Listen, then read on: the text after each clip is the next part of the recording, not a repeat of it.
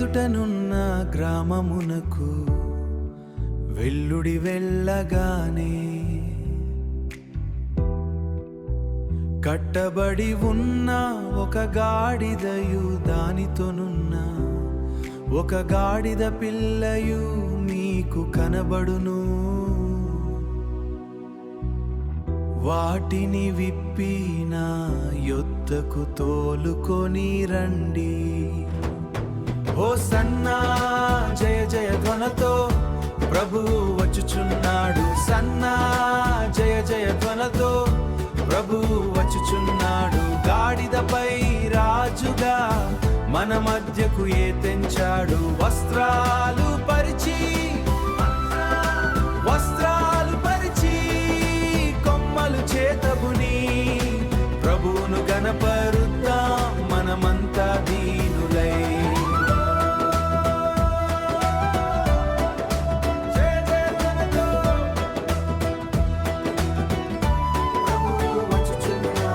అయితే 5 దినములలోనే మాట మారింది. హోసన్నా అన్న నోటే సిలువ వేయుము అని అరిచింది. చంచలమైన హృదయంలో ఒక ఆశల వెంట పరుగిడింది. ప్రభువుని తృణీకరించి బరబ్బను కోరుకుంది. యెరూషలేమును చూచి కన్నీరు కార్చెను ప్రభువు. సమాధాన సంబంధమైన సంగతులు మరుగు అయ్యను నేడు. పరిశుద్ధ మందిరం దొంగల గుహగా మారెను. ప్రభు తీర్పు దినం అతి సమీపముగా వచ్చెను. ప్రభువా మమ్మును స్థిరపరచండి. మీ చిత్తానుసారంగా నడిపించండి. మా ప్రయోజనం కాదు, మీ నామ ఘనతే మాకు ముఖ్యం. అస్థిరమైన ఈ మనసును మార్చి మీ కొరకు వాడుకునండి. ఆమేన్. మీ ఎదుటనున్న గ్రామమునకు వెళ్ళుడి. వెళ్ళగానే కట్టబడి ఉన్న ఒక గాడిదయు దానితోనున్న ఒక గాడిద పిల్లయు మీకు కనపడును. వాటిని విప్పి నా యొద్దకు తోలుకొని రండి. చిన్న ప్రార్థన చేసుకుందామండి. దయామేడమైన తండ్రి, ఈ సాయంత్ర సమయమందు మీ పరిశుద్ధమైనటువంటి సన్నిధికి మేము వచ్చి ఉండగా ప్రభువా, మా హృదయాంతరంగంలో ఉన్నటువంటి ఆ లోటును మీరు ఎరిగిన వారై ఉన్నారు తండ్రి. మమ్మలను పరిశుద్ధులనుగా చేసి మేము ఎల్లప్పుడూ నీతో ఉండగలిగినట్లుగా ప్రభువా, నీ కుమారుని మా కొరకై నన్నైనా బలియాగ్మగా పంపించి ఉన్నారు. మీ పాదములకు వందనములు. మీరు మా పట్ల చూపినటువంటి ప్రేమను, మా పట్ల చేసినటువంటి ఆ యొక్క విలువైనటువంటి త్యాగమును మేము ఎల్లప్పుడూ జ్ఞాపకం చేసుకొనచ్చు. మీ యొక్క సత్యములను అనుసరించేటువంటి వారంగాను, అంగీకరించి వాటి ప్రకారం నడిచేటువంటి వారిని కానీ ఎల్లప్పుడూ మమ్మల్ని చేయండి. క్రీస్తు నామమున వేడుకొంచున్నాం తండ్రి. ఆమేన్. ప్రభునందు ప్రియులారా, మీరంతా ఎలా ఉన్నారు? దేవుని కృపను బట్టి మీరంతా కూడా బాగున్నారని నేను అనుకుంటున్నాను. మీ యొక్క ప్రార్థనలను బట్టి, దేవుని యొక్క కృపను బట్టి నేను కూడా బాగానే ఉన్నాను. ఈ దినమందు పామ్ సండే రోజు జరిగినటువంటి కొన్ని విషయములను, ఆ వీక్ లో జరిగినటువంటి కొన్ని విషయములను మనము చూద్దాం. మత్తయి సువార్త 21వ అధ్యాయము 2వ వచనంలో ఇప్పుడు మనం చదివినట్లుగా, మీ ఎదుటనున్న గ్రామమునకు వెళ్ళుడి. వెళ్ళగానే కట్టబడి ఉన్న ఒక గాడిదయు దానితోనున్న ఒక గాడిద పిల్లయు మీకు కనబడును. వాటిని విప్పి నా యొద్దకు తోలుకుని రండి అని వ్రాయబడి ఉన్నది. ఇక్కడ మనం చూసినట్లయితే కట్టబడి ఉన్నటువంటి గాడిద దాని యొక్క పిల్లను గురించి క్రీస్తు ప్రభువు తన శిష్యులకు తెలియజేస్తున్నట్లుగా మనము చూస్తూ ఉన్నాము. దైవ గ్రంథములో తన మరణ పునరుద్ధానమును గురించి యేసు మత్తయి సువార్తలో 3 సార్లు ప్రస్తావించినట్లుగా మనం చూడొచ్చు. 20వ అధ్యాయము 17 నుండి 19 వరకు, 16వ అధ్యాయము 21వ వచనములోను, 17వ అధ్యాయము 22 నుండి 23 వరకును ఇవి మనం చూడవచ్చు. అయితే శిష్యులకు ఇవి పూర్తిగా అర్థం కాలేదు. ఎందుకంటే వారు ఆ సమయంలో క్రీస్తు రాజ్యంలో దొరికేటువంటి పదవుల గురించి ఆలోచిస్తూ ఉన్నట్లుగా మనం 20వ అధ్యాయము 20 నుండి 28 వరకు చూడవచ్చు.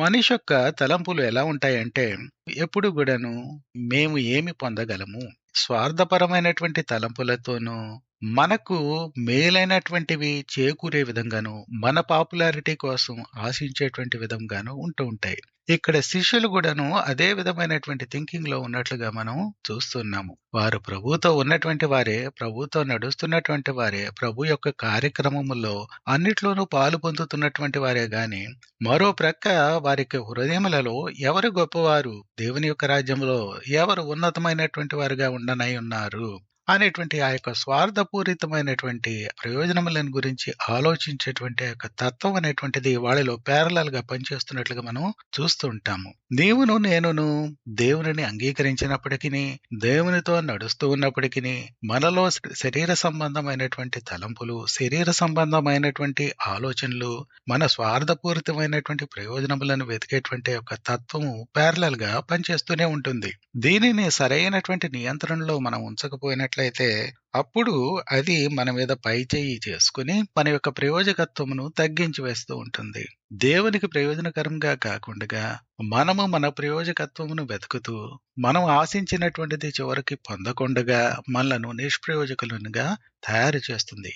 కాబట్టి నీవు దేవుని యొక్క చిత్తానుసారంగా ఉన్నావా లేదా, దేవుని యొక్క చిత్తంలో నీవు ముందుకు సాగుతున్నావా లేదా, ఆయనే నీ యొక్క జీవితంలో ప్రధానమైనటువంటి పాత్రగా ఉన్నాడా లేదా అనేటువంటి విషయములను నీవెప్పుడు పరీక్షించుకుంటూ, దేవుని యొక్క వెలుగులో నిన్ను నీవు పరీక్షించుకుంటూ ముందుకు సాగేటువంటి వాడవుగా ఉండి, ఆయన నీకిచ్చేటువంటి బహుమానములను గురించి నీవు ఆయన చేతికి విడిచిపెట్టేయటం అనేటువంటిది ఎప్పుడూ శ్రేయస్కరము.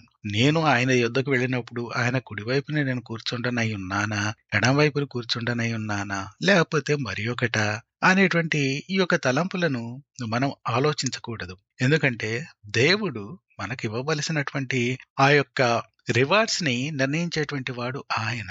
మనం ఎల్లప్పుడూ ఆయన యొక్క పేరు ప్రఖ్యాతుల నిమిత్తమై, ఆయన నామమును మహిమపరచు నిమిత్తమై మన బ్రతుకులను సరి చేసుకునవలసి ఉన్నది. ఇక్కడ మనం గమనించినట్లయితే గాడిదను గురించి, గాడిద పిల్లను గురించి చెప్పబడుతూ ఉన్నది. మరి ముఖ్యంగా మన దేశంలో ఎలా ఉంటుందంటే, గాడిద అనేటువంటిది చాలా హీనమైనటువంటి జంతువుగా భావించబడుతూ ఉంటుంది.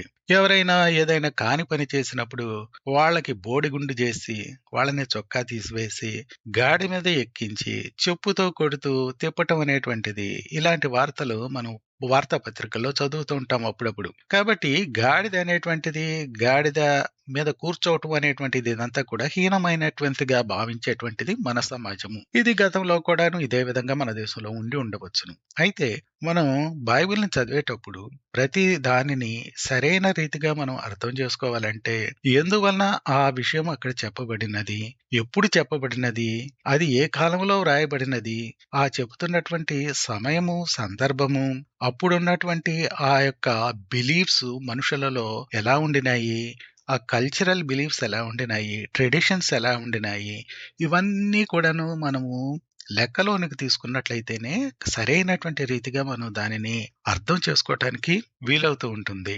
ఆ కాలంలో గాడిద ప్రయాణం అనేటువంటిది అవమానకరంగా భావించేటువంటి వాళ్ళు కాదు. ఈ పాలస్తీనా దేశంలో గొప్ప రాజులైనటువంటి వారు గాడిద మీదనే ప్రయాణించేవారు ఆ రోజుల్లో. అందుకే యేసు ప్రభు గాడిదను ఎంచుకున్నట్లుగా చూస్తూ ఉన్నాము మనం ఇక్కడ. యూదయందు గుర్రములు తక్కువగా ఉంటా ఉండేవి. ఆ ఉన్న కొన్నిటిని యుద్ధమునకు మాత్రమే ఉపయోగించేటువంటి వారు. జనులు ప్రయాణానికి గుర్రములను ఉపయోగించినటువంటి దాఖలాలు లేవు. గాడిదలను, కంచర గాడిదలను, ఒంటెలను మాత్రమే ఉపయోగించినట్లుగా మనకు తెలుస్తూ ఉన్నది.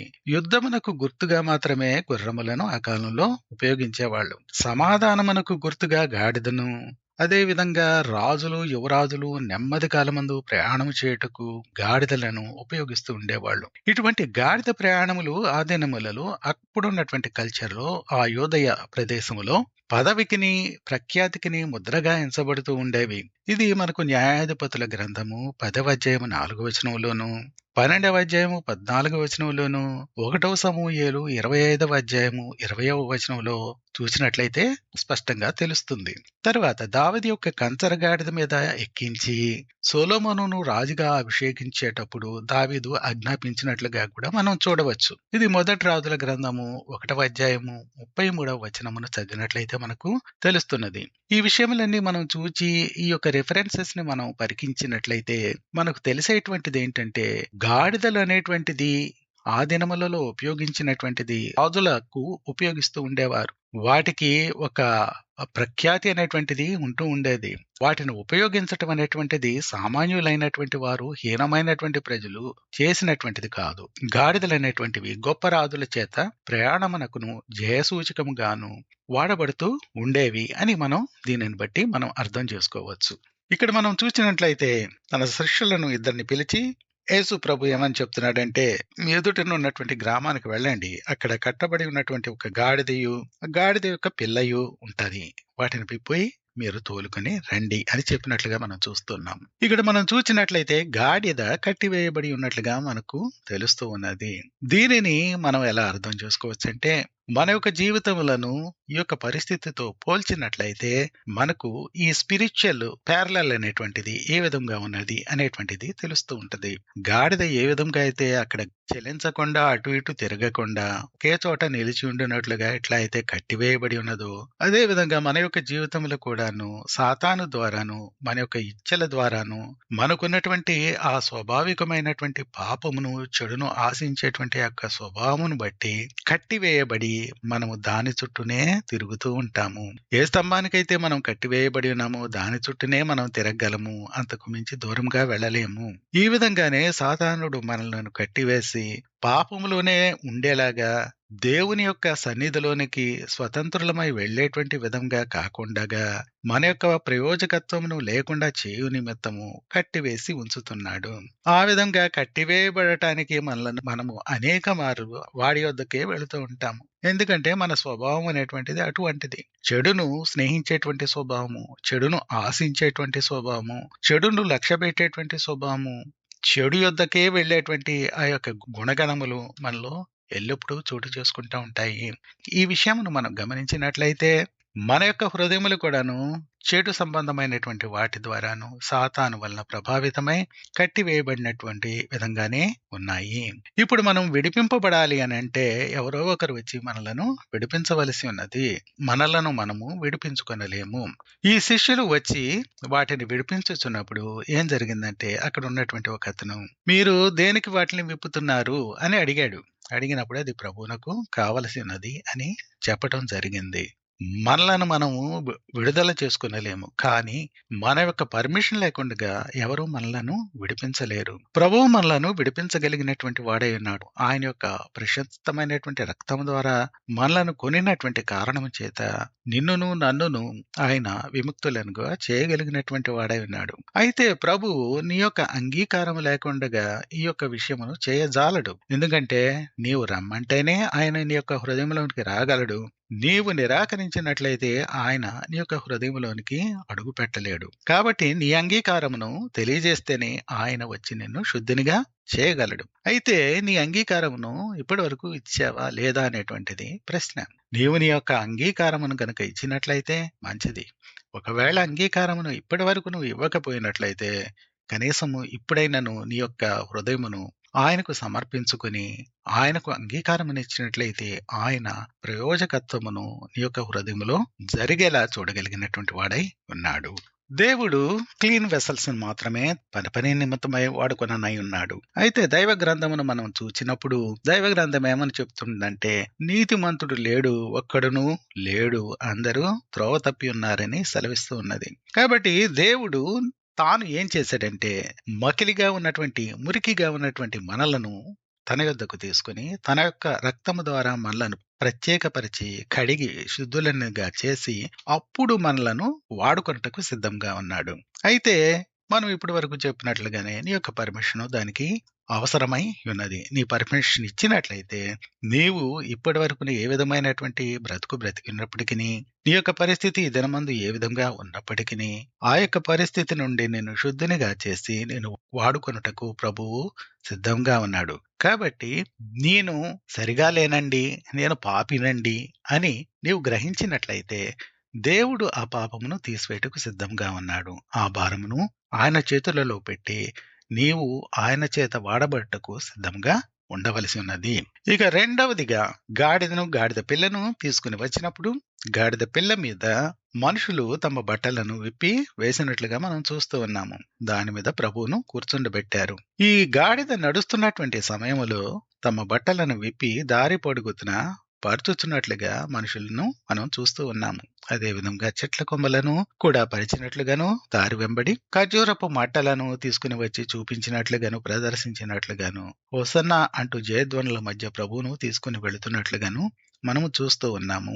ప్రభువు ఎప్పుడైతే ఆయన జయోత్సాహుడై పట్టణంలో ప్రవేశిస్తూ ఉన్నాడో ఆయనకు రావలసినటువంటి ఘనతలో కొంత ఘనత ఈ యొక్క గాడిద మీదకు కూడా రిఫ్లెక్ట్ అవుతున్నట్లుగా మనం చూస్తున్నాం. ఈ గాడిద అక్కడే కట్టివేయబడి ఉన్నట్లయితే దాన్ని ఎవరు పట్టించుకునేవారు కాదు. ఇలాంటి గాడిదలు ఆ యొక్క యెరూషలేం ప్రాంతంలోను, చుట్టుపక్కలలోను, యోదయ ప్రాంతంలోను ఎన్నో గాడిదలు ఉండి ఉండవచ్చు. అయితే ఏ గాడిదను గురించి ఇక్కడ వ్రాయబడి ఉండలేదు, కానీ ఈ గాడిదను గురించి మాత్రమే ఇక్కడ వ్రాయబడి ఉన్నది. కారణం ఏంటంటే ప్రభువు దాని మీద కూర్చుండి జయోత్సాహంతో లోపలకు యెరూషలేము పురవీధులలోనికి వెళ్ళినటువంటి గాడిద కాబట్టి ఆ యొక్క సన్నివేశమును, ఆ యొక్క గాడిదను అక్కడ ప్రస్తావించటం అనేటువంటిది మనం చూస్తూ ఉన్నాము. గాడిదకు వచ్చినటువంటి ఘనత ఇది ప్రభువు కూర్చుండటం వలన వచ్చినటువంటి ఘనత. ప్రభువు నిన్నును నన్నును ఆయన పని నిమిత్తమై వాడబడుటకు సిద్ధంగా ఉండాలని ఆశిస్తూ ఉన్నాడు. అయితే మనం గర్విష్ఠులం అయిపోయి మనము మన ఘనతను ఆశిస్తూ ఆయన ఘనతను పక్కన పెట్టేటువంటి వారంగా మనం ఉండకూడదు. ఈ దినములలో మనం చూసినట్లయితే సేవకులు అనేటువంటి వాళ్ళు ఎట్లా తయారవుతున్నారంటే అనేక చోట్ల, అంటే అందరినీ నేను అంటలేదు, అనేక మంది ఎలా తయారవుతున్నారంటే వారు సేవలో ప్రవేశించినప్పుడు బహుదీనులుగాను, వినయముతోనూ ప్రభువును వెతికేటువంటి వారుగాను ఆ విధంగా ప్రవేశిస్తూ అనేటువంటిది మనం చూస్తూ ఉంటాము.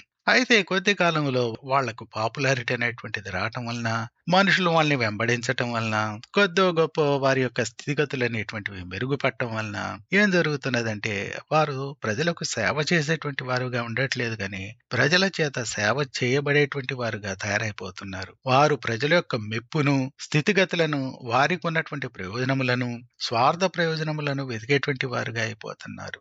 దేవునికి రావలసినటువంటి ఆ యొక్క ఘనతను వీరు పొందాలని ఆశిస్తూ దానిని వీళ్ల మీదకు మళ్లించుకున్నటువంటి వారు అనేక మంది ఉంటూ ఉన్నారు. ఇది మనకు చాలా చోట్ల ఈ దినములలో కనబడుతూ ఉన్నది. ఇది చాలా తప్పైనటువంటి విషయము. ఎప్పుడైతే ఇది జరుగుతూ ఉన్నదో, మనుషులు నిన్ను వెంబడిస్తూ ఉన్నారో, నీకు పాపులారిటీ పెరుగుతూ ఉన్నదో, ఆ సమయంలో పొంచి ఉన్నటువంటి ప్రమాదములు, స్థితిగతులు ఎన్నో నీ యొక్క విశ్వాస జీవితంలో చోటు చేసుకునేటువంటివి ఉన్నవి. అనేక మంది భక్తులైనటువంటి వారు ఈ విధంగానే తమ విశ్వాస జీవితంలో పక్కకు తప్పిపోయినటువంటి సందర్భములు ఎన్నో ఉన్నవి. వారు దీనముగా ప్రారంభించారు, దీనముగా మొదలుపెట్టారు. అయితే ఈ కొనసాగుటలో ప్రజల యొద్ద నుండి వచ్చినటువంటి ప్రతిస్పందన వలన వారు పక్కకు లాగివేయబడి వారి యొక్క దృష్టి ప్రభు మీద కాకుండా ప్రజల మీదకు మళ్ళటం వలన, ప్రజల నుండి వచ్చేటువంటి యొక్క ప్రయోజనములను ఆశించటం వలన వారు నిష్ప్రయోజకులుగా మారినట్లుగా మనం చూస్తూ ఉన్నాము. మనము ప్రజలకు సేవ చేసేటువంటి వారంగా ఉంటున్నామా, ప్రజల చేత సేవ చేయబడేటువంటి వారంగా తయారైపోయామా అనేటువంటిది మనము చెక్ చేసుకుంటూ ఉండాలి. మనము గాడిదగానే ఉండవలసినటువంటి వారం, కానీ గాడిద మీద ఉన్నటువంటి ఆయన యొక్క ఘనతను ఆశించేటువంటి వారంగా ఉండకూడదు. ఇప్పటి వరకు మనము చూచినటువంటి సంఘటన గాడిదకు, గాడిద పిల్లకు సంబంధించినటువంటి సంఘటన. ఇది పామ్ సండే రోజున జరిగినటువంటి సంఘటన.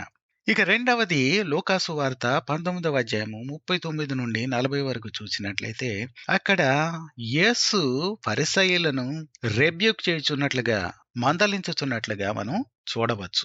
ఈ చెప్పబడినటువంటి భాగంలో ఏమని వ్రాయబడి ఉన్నదంటే, ప్రజలందరూ కూడాను హోసన్నా ప్రభు పేరట వచ్చువాడు స్తుతింపబడును గాక అని ఈ విధమైనటువంటి జయధ్వనులతో ప్రభువును వెంబడించొచ్చు యెరూషలేములోనికి వెళుతున్నప్పుడు ఆ సమూహంలో ఉన్నటువంటి కొంతమంది పరిసయ్యులు ఇదంతా గమనిస్తూ ఉన్నారు. వాళ్ళు ఏమన్నారంటే ప్రభువుతోటి, బోధకుడా నీ శిష్యులను గద్దింపుమని ఆయనతో చెప్పగా ఆయన వారిని చూచి, మీరు ఊరకుండినేడలా ఈ రాళ్లు కేకలు వేయనని మీతో చెప్పుచున్నాను అనెను. ఈ విధంగా ప్రభు వారిని మందలిస్తున్నట్లుగా, గద్దిస్తున్నట్లుగా మనం ఇక్కడ చూస్తూ ఉన్నాము. ఎందుకంటే ఇక్కడ ఉన్నటువంటి పరిసయ్యులు మొదటి నుండి కూడా ఆయనంటే పడేది కాదు. ఆయన చేసేటువంటి ఏ యొక్క సూచక క్రియ అయినా, ఆయన చేసేటువంటి ఏ విధమైన స్వస్థత అయినా, ఆయన చెప్పేటువంటి ఏ మాట అయినా ప్రతి దానిలోనూ తప్పిదమును వెతకాలని చూస్తూ ఉండేటువంటి వారు. ప్రభువుకు జయ జయధ్వనులు చుట్టూ ఉన్నటువంటి ప్రజలు అర్పించటం అనేటువంటిది వారికి సహించలేదు. దానితో వారిని మందలించమని ప్రభుతోనే చెప్తూ ఉన్నారు. అయితే ప్రభు ఏమన్నాడంటే, వారు గనక ఊరకుండినట్లయితే రాళ్ళు కేకలు వేయగలవు అని వారితో చెప్తా ఉన్నాడు. దేవుని యొక్క నిర్ణయములను జరగకుండా ఆపుటకి నీకును నాకును ఏ విధమైనటువంటి శక్తి సామర్థ్యములు లేవు. మనము ఒక్కొక్కసారి ఏమనుకుంటామంటే, ప్రభువు నిర్ణయించినటువంటి దానిని సహితము మన యొక్క శక్తియుక్తుల ద్వారా ఆపివేయగలము అనేటువంటి తప్పైనటువంటి అభిప్రాయంతో ఉంటూ ఉంటాము. అది ప్రభువునకు ఘనతను తీసుకుని రానయ్యున్నది అని తెలిసినప్పటికీ ఒక్కొక్కసారి మనం దాంతో సహకరించం. ఇలాంటి విషయములు జరుగుతున్నప్పుడు ఇక్కడ ఉన్నటువంటి యొక్క పరిస్థితి నుండి మనం తెలుసుకోవలసినటువంటిది ఏంటంటే, ప్రభు యొక్క చిత్తమును జరగకుండా ఆపగలిగినటువంటి వారము ఎవరము లేము. ఒకవేళ నీకు సహించపోయినట్లయితే నీ హృదయము పాడైపోయిందనమాట. నీ హృదయమును సరిచేసుకునవలసినది. అంతేగాని ప్రభు యొక్క చిత్తము జరగకుండా ఆపుటకు శక్తి నీకును నాకును ఎవరికిని లేదు. ప్రభు యొక్క పనిని ఆపగలిగినటువంటి వారము ఎవరము లేము అని గుర్తుపెట్టుకునవలసి ఉన్నది. ఇప్పటి వరకు మనము కట్టివేయబడినటువంటి గాడిదను గురించి చూచాము. తర్వాత యేసుక్రీస్తు పరిసయ్యులను మందలించినటువంటి విషయాన్ని గురించి చూచాం. ఇప్పుడు మూడవదిగా యేసు ప్రభు గాడిద మీద కొనసాగుతూ యెరూషలేము వైపుకు వెళుతున్నప్పుడు యెరూషలేమును చూచి ఆయన చాలా బాధపడినట్లుగా చూస్తూ ఉన్నాం.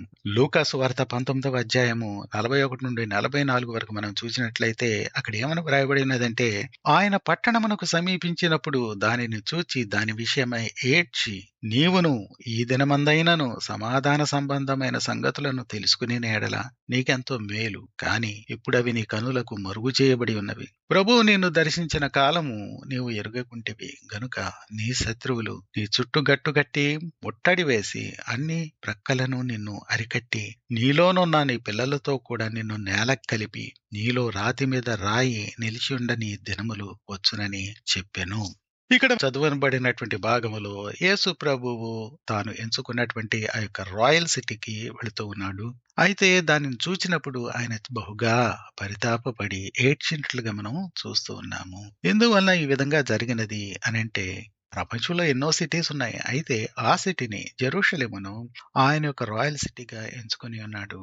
అక్కడకు అనేక మంది ప్రవక్తలను పంపి ఉన్నాడు. అక్కడ ఉన్నటువంటి ప్రజలకు అనేకమైనటువంటి అవకాశములను ఇచ్చి ఉన్నాడు. చుట్టుపక్కల ప్రాంతంలోను యెరూషలేములోను అనేకమైనటువంటి సూచక క్రియలు జరిగించి ఉన్నాడు. ప్రభువు సహా అక్కడ ఉండి తన సేవను జరిగించినటువంటి వాడు. ఎన్నో మార్లు ప్రభువు సేవ చేయటానికి అక్కడ చుట్టుప్రక్కల ప్రాంతములకును యెరూషలేమునకును వెళ్ళినటువంటి వాడు. ఆయన పురవేదలలో ఎన్నో మార్లు సంచరించినటువంటి వాడు. అక్కడ ఉన్నటువంటి ఎంతో మంది తెలిసినటువంటి వాడు. అయితే ప్రభువు యెరూషలేము వాసులకు అనుగ్రహించినటువంటి అనేకమైనటువంటి ఆపర్చునిటీస్ చూచి కూడాను, కలిగి ఉండి కూడాను, వారు ఎన్నో సూచక క్రియలను చూచి ఉండి, మహత్కార్యములు స్వస్థతలు జరగటం అనేటువంటిది చూచి ఉండి కూడా వారు తమను తాము తగ్గించుకొనలేదు. దీని వలన ఆ యొక్క సిటీపై దేవుని యొక్క శాపం అనేటువంటిది నిలిచినట్లుగా ఆయన చూస్తున్నాడు. ఈ కారణమును బట్టి ఆ సిటీకి జరగనై ఉన్నటువంటి ఆ యొక్క ఫ్యూచర్ ఈవెంట్ ని ఆయన ముందుగానే చూస్తూ దాని విషయమై బహుగా బాధపడుతూ ఉన్నాడు. అక్కడ ఏమంటున్నాడంటే, ఈ దినమందైనను సమాధాన సంబంధమైన సంగతులను తెలుసుకునే ఎడల నీకెంతో మేలు, కాని ఇప్పుడవి నీ కనులకు మరుగ చేయబడి ఉన్నది అని ప్రభువు చెప్తూ ఉన్నాడు. ఈ విషయమును నీవును నేనును ఆలోచించినప్పుడు ప్రభువు నీ మీదను నా మీదను ప్రేమ కలిగినటువంటి వాడై నీకును నాకును అనేకమైనటువంటి అవకాశములను అనుగ్రహించి ఉన్నాడు. నీ మీద నా మీద ప్రేమ కలిగినటువంటి వాడే అనేక మందికి లేనటువంటి ఈ యొక్క వాక్యమును దినదినమును వారమునకు 3 సార్లు 4 సార్లు వినేటువంటి అవకాశములను ప్రభు అనుగ్రహించుతున్నాడు. ఈ దినములలో నీవు వాక్యమును వినవలను అని అంటే ప్రపంచ వ్యాప్తముగా రేడియో ద్వారాను, టెలివిజన్ ద్వారాను, ఇంటర్నెట్ ద్వారాను ఎన్నో విధములుగా మొత్తము ప్రపంచమంతా కూడాను ఎన్నో విషయములను ప్రభును గురించి వినగలిగినటువంటిదిగా ఉంటుంది. తెలుసుకొనగలిగినటువంటి ఆయన యొక్క రక్షణ సువార్తను తెలుసుకొనగలిగినటువంటి అవకాశం ప్రతి ఒక్కరికి ఉన్నది. ఆ దినములలో ఇలాంటి సౌకర్యములు లేవు. అయితే నీకును నాకును ఇవ్వబడినటువంటి ఆ యొక్క ఆపర్చునిటీస్ సరైనటువంటి రీతిలో మనం ఉపయోగించుకుంటున్నామా, ఇప్పటి వరకును ఉపయోగించుకున్నామా అనేటువంటిది ప్రశ్న. ప్రభువు మనకు అనేకమైనటువంటి అవకాశములను ఇచ్చున్నాడు.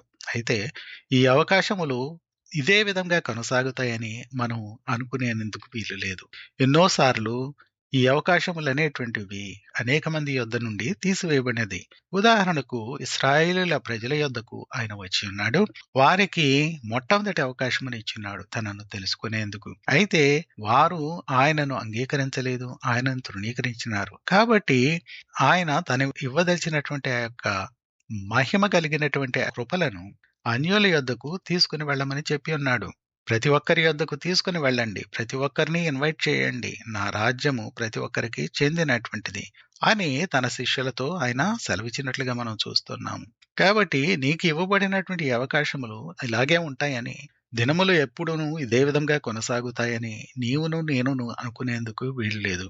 అయితే నీకు ఇవ్వబడినటువంటి అవకాశములను బట్టి, నాకు ఇవ్వబడినటువంటి అవకాశములను బట్టి ప్రభువు ఒక దినమందు మనలను లెక్క అడగనై ఉన్నాడు. మనకు అనేకమైనటువంటి అవకాశములు ఇచ్చినాడు కాబట్టి మనము ఆయనకు సరైనటువంటి లెక్కను అప్పగించవలసినది. కాబట్టి మనకు రావలసినటువంటి శిక్ష కూడా బహు కఠినమైనటువంటిదిగా ఉండనై ఉన్నది. ఎందుకంటే ఎక్కువ ఇవ్వబడిన వాని యొద్ద ఎక్కువ ఎక్స్పెక్ట్ చేస్తానని ప్రభువు చెప్తూ ఉన్నాడు. కాబట్టి ఈ దినమందు నీ యొక్క జీవితం అనేటువంటిది ఏ విధంగా ఉన్నది? నిన్ను చూచి ప్రభు ఏడ్చేటువంటి వాడుగా ఉంటున్నాడా, లేకపోతే ప్రభు సంతోషించేటువంటి వాడుగా ఉంటున్నాడా? నీకు ఇవ్వబడినటువంటి అవకాశములను నీవు ఉపయోగించుకున్నటువంటి వాడుగా ఉన్నావా, లేకపోతే వాటిని తృణీకరించి ధిక్కరించి ప్రక్కకు త్రోసివేసేటువంటి వాడుగా నీవు ఉంటున్నావా? ఇక రెండవదిగా ఇక్కడ ఏమని చెప్పాడంటే, ఇప్పటికైనను ఈ దినమందైనను నీవు సమాధాన సంబంధమైన సంగతులను తెలుసుకున్నట్లయితే నీకెంతో మేలు అని ఎంతో బాధపడుతున్నాడు ప్రభు. ఎందుకంటే ఇప్పటి వరకు నువ్వు తెలుసుకోలేకపోయావు. ఈ దినమైందైనాను తెలుసుకున్నట్లయితే నీకెంతో మేలు జరగనై ఉన్నది. అయితే అది నీ కనులకు మరుగు చేయబడి ఉన్నది. ఇలాంటి కన్నులకు మరుగు చేయబడేటువంటి యొక్క స్థితి యెరూషలేమునకు ఎలాగైతే వచ్చినదో, నీకును నాకును కూడాను మరుగు చేయబడినటువంటి ఆ యొక్క స్థితి రాకుండా మనం జాగ్రత్తగా చూసుకొనవలసి ఉన్నది. ఆ దినం గనుక నీకును నాకును వచ్చినట్లయితే ఆ కృప ఇంకనూ నిలిచినప్పటికీ నీ యొక్క హృదయము నా యొక్క హృదయము కఠినమైపోవటం వలన ఆ దినమందు ప్రభువును మనము అంగీకరించలేము. ఆ స్థితిలో కూడాను ఆ చివరి సమయంలో కూడా ప్రభువును అంగీకరించకుండానే చనిపోయేటువంటి వారంగా మనం ఉంటాము. ఒక యవనస్తుని గురించి నేను విన్నాను. ఆ యవనస్తుడు రక్తము కక్కుకుంటూ బహు కష్టములలో ఉన్నటువంటి ఆ సమయంలో అతనిని ఆసుపత్రికి తీసుకుని వెళ్ళటం జరిగింది. అక్కడికి ఒక పాస్టర్ గారు వచ్చి, తమ్ముడా, నీవు చాలా ప్రమాదకరమైనటువంటి పరిస్థితిలో ఉన్నావయ్యా. నీ యొక్క తప్పిదములను ఒప్పుకొని విడిచిపెట్టి ప్రభువుతో సమాధానపడు అని ఆ పాస్టర్ గారు ఆ కుర్రవాడితో చెప్తా ఉంటే, ఆ కుర్రవాడు ఏమన్నాడంటే, ఆ ఏమంటండి, నేనేం తప్పు చేశానని నేను క్షమాపణ కోరాలండి అని అన్నాడంట మూర్ఖంగాను. ఈ విధంగా అంటూనే ఆ చుట్టుపక్కన ఉన్నటువంటి ఆ అక్కల్ని, ఆ తర్వాత అన్నదమ్ముల్ని, వీళ్ళందరినీ ప్రతి ఒక్కరిని చివాట్లు పెడుతూ, తిట్టుతూ, ఈ విధంగా మాట్లాడుతూ రక్తం కక్కుతూనే చనిపోయినాడంట. చూడండి, ఆ యొక్క చివరి క్షణంలో కూడాను ఆ మూర్ఖత్వం అనేటువంటిది ఎలా ఉంటుందంటే, ఈ మందగించినటువంటి స్వభావం అంటాం చూసారా, ఆ విధంగా అయిపోతూ ఉంటుంది.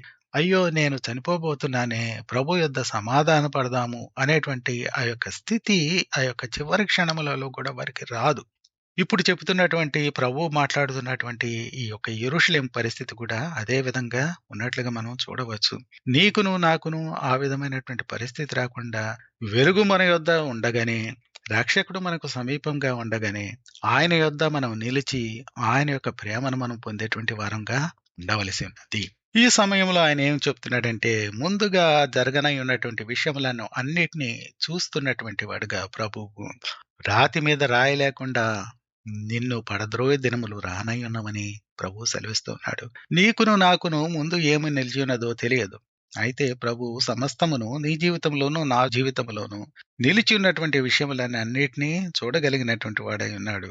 మనము మన యొక్క తల్లి గర్భంలో పడక ముందే ఆయన మనలను ఎరిగినటువంటి వాడుగా ఉన్నాడు. జరిగినటువంటి విషయములను, జరగనై ఉన్నటువంటి విషయములను అన్నిటినీ తెలిసినటువంటి వాడుగా ప్రభు ఉంటున్నాడు.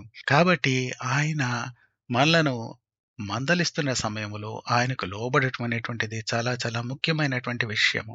మనలను మనం పరీక్షించుకొని ఈ సమయంలో ప్రభు యొద్దకు మనలను చేరువుగా తెచ్చుకొనవలసినటువంటి అవసరము ఉన్నది. ఇప్పటి వరకు మనము 3 సన్నివేశముల గురించి ఆలోచించాం. మొట్టమొదటిది గాడిదను గురించి ఆలోచించాము. రెండవది ప్రభు పరిసయ్యులను మందలించినటువంటి ఆ విషయాన్ని చూశాము. మూడవదిగా యెరూషలేమును ప్రభువు చూసినప్పుడు పరితాపమునంది ఏడ్చి దానికి జరగనై ఉన్నటువంటి విషయములను గురించి ప్రస్తావించినటువంటి ఆ యొక్క సన్నివేశాన్ని గురించి మనం చూసాం. ఇప్పుడు మనం ఏం చూడబోతున్నాం అంటే ప్రజలకు సంబంధించినటువంటి విషయం.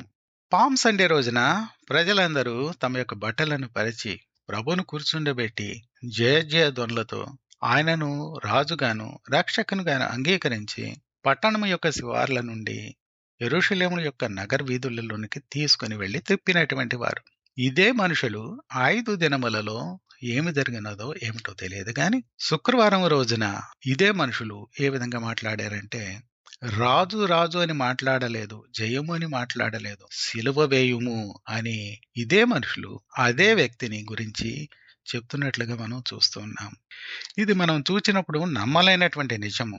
అయితే ఇది జరిగినటువంటి విషయము. మనుషుని యొక్క మనసును మనం చూచినప్పుడు అది బహు చంచలమైనటువంటిది అని మనకందరికీ తెలుసు.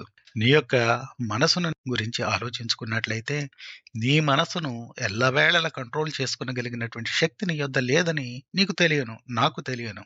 మనం ఆలోచించేటువంటి తలంపులు ఎలా ఉంటాయంటే మన స్వార్థపూరితమైనటువంటి ప్రయోజనాల్ని ఆశిస్తూ మనం దేని వైపుకైతే అట్రాక్ట్ అవుతామో, ఏవైతే మనకు కావాలి అనే ఆ క్షణంలో అనుకుంటామో ఆ విధంగా మాట్లాడుతూ ఆ విధంగా ప్రవర్తిస్తూ మన యొక్క బ్రతుకును కొనసాగిస్తూ ఉంటాము. ఇక్కడ ఉన్నటువంటి ఈ యొక్క ప్రజలను మనం చూసినప్పుడు కేవలం 5 దినముల వ్యవధిలోనే వారు రాజుగా అని చెప్పినటువంటి యేసు ప్రభువుని సిలువ వేయుము అని చెప్పటం మనం చూస్తూ ఉన్నాము. ఎప్పుడైతే అధికారులైనటువంటి వారు జడ్జిలు మీకు యేసు ప్రభువుని విడుదల చేస్తాం అని చెప్పినప్పుడు వాళ్ళు ఏమన్నారంటే, వద్దు, మాకు బరబ్బను ఇవ్వమని చెప్తున్నారు. అంటే యేసు ప్రభువును రాజుగా చెప్పినటువంటి వాళ్లే యేసు ప్రభు మాకు వద్దు, దొంగలు కావాలి అని చెప్పి 5 దినముల వ్యవధిలో మాట మార్చినట్లుగా మనం చూస్తున్నాము. నీవును నేనును అలాంటి వారమే. మనం ఎప్పుడు ఎలా మాట్లాడతామో తెలియదు. మనము ఒక దినమందు మనకు ప్రయోజనకరమైనటువంటి విషయంలో జరుగుతున్నవని చెప్పి ప్రభువును ప్రశంసించేటువంటి వాళ్ళంగా ఉంటాము. ఏదైనా మనం ఆశించినటువంటిది జరిగినట్లయితే మన జీవితంలో వెంటనే ప్రభు చేసిన అన్ని మనను మర్చిపోయి ఏమని చెప్తామంటే, దేవుడు ఇలాంటి వాడు అనుకోలేదు, దేవుడు ఇలా నన్ను చేశాడు, ఏమిటి దాంతాను అని దేవుని మీద సనిగేటువంటి వారం గాను కోపపడేటువంటి వారం గాను ఉంటూ ఉంటాం. ఒకసారి నేను లెక్చరర్ గా పనిచేస్తున్నటువంటి సమయంలో ఒక ఎగ్జామినర్ గా ఒక క్రిస్టియన్ లెక్చరర్ ఒక ఆయన వచ్చాడు. ఇది ప్రాక్టికల్ ఎగ్జామ్స్ లోనండి. ఆయన వచ్చిన తర్వాత నన్ను చూడగానే ఏమన్నాడంటే, ఏమండి మీరేంటి క్రిస్టియన్ లాగా ఉన్నారే, ఏదో బిలీవర్ లాగా ఉన్నారే అన్నాడు. మరి ఆయనకి ఎలా తెలిసిందో నాకైతే అర్థం కాలేదు. నేను ఆయన్ని ఎప్పుడు చూడలేదు, ఆయన నన్ను ఎప్పుడు చూడలేదు.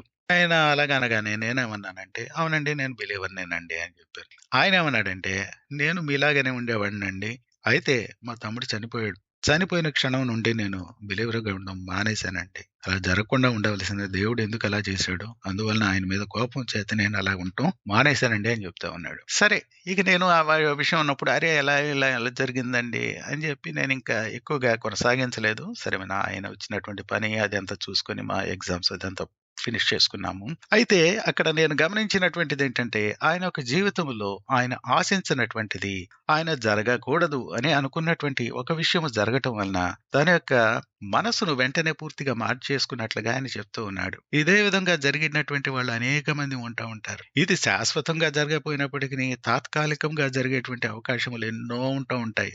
ఎన్నో మార్లు అదే నోటి ద్వారా ప్రభువును ప్రశంసిస్తూ ఉంటాము, స్తుతిస్తూ ఉంటాము, ప్రార్థనలు చేస్తూ ఉంటాము.